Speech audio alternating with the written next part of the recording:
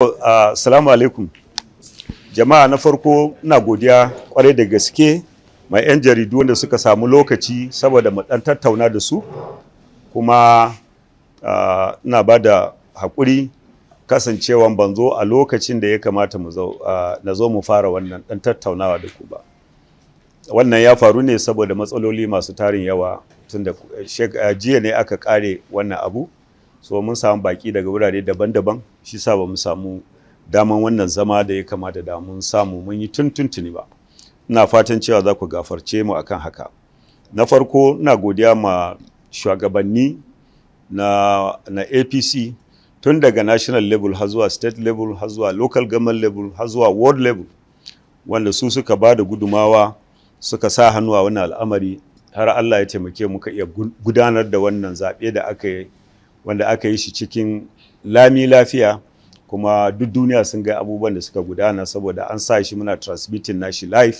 kowa yana ganin abin da ya faru saboda haka muna gode ma waɗannan shugabanni namu na wannan party mai albarka namu APC.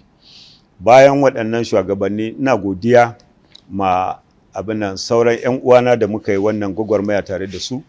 muka yi wannan wato sauran aspirants wanda suka zo muka yi wannan abin nan tafiya tare kuma suka nuna haƙuri suka nuna abin nan dogewa akan waɗannan al'amuran da muka sa gaba har zuwa ƙarshen al'amarin da Allah ya tabbatar da abin da ya ga daman ya tabbatar. Allah shi yake waɗannan abubuwa daman ba wani wanda ya isa ya gabatar da wani al'amari banda abin da Allah ya ce shine zai tabbata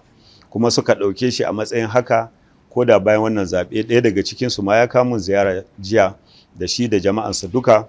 kuma muka zauna muka tattauna kuma muka ba su assurance cewa wannan nasara da muka yi nasara ne na dukkanmu wanda muka shiga wannan zaɓe ba ma dukkanmu ba dukkan mutanen APC ba ma APC ba duka jama'a Bauchi wannan nasara ne na duk kowa da kowa saboda haka za mu riƙi kowa da kowa za mu nemi taimakon kowa da kowa za mu nemi taimakon jama'a gabaki ɗaya saboda al'amuran da muke fuskanta al'amura ne masu nauyin gaske wanda ba yadda za a yi a samu nasara idan ba da taimakon Allah da kuma taimakon jama'a da riƙe kowa da kowa a ciki ba saboda haka mun ba da tabbacin cewa lallai za mu riƙe kowa da kowa akan waɗannan al'amura. Banda haka muna godiya kuma ma delegates wanda suka fito daga ward daban-daban suka zo nan cikin garin Bauchi suka zo suka yi waɗannan zaɓe fiye da mutum 1000 wanda suka zo suka zauna suka jure suka bi duka ƙa'idodin da ya kamata a bi ba tare da wani fitina ko tashin hankali ba.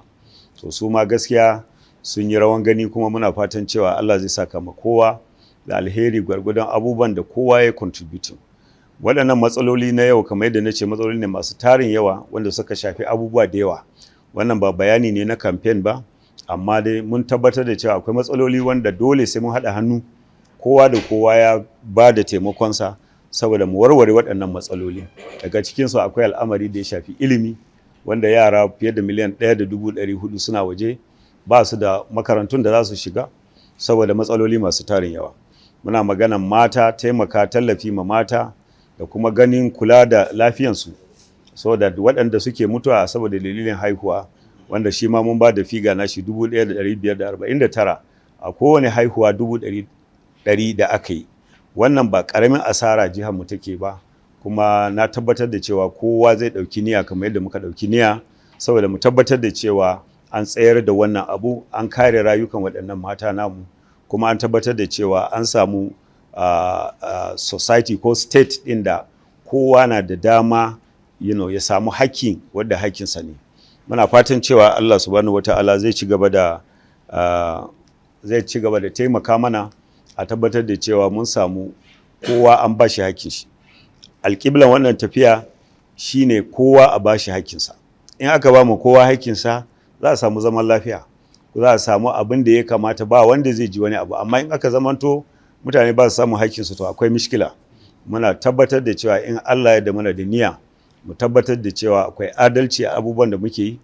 kuma za mu yi ƙoƙarin mu tabbatar da cewa kowa ya samu hakkinsa. In Allah ya kai mu ga 2023 muka yi nasara a wannan zaɓe insha Allah abin da muke so mu fuskanta kenan. Muna fatan duka abin da membobi namu na APC za su haɗa kai saboda mu tabbatar da cewa mun samu gwamnati a 2023 insha Allah. Saboda haka a ƙarshe ina daɗa godiya ma ku 'yan jarida, kuma kuna da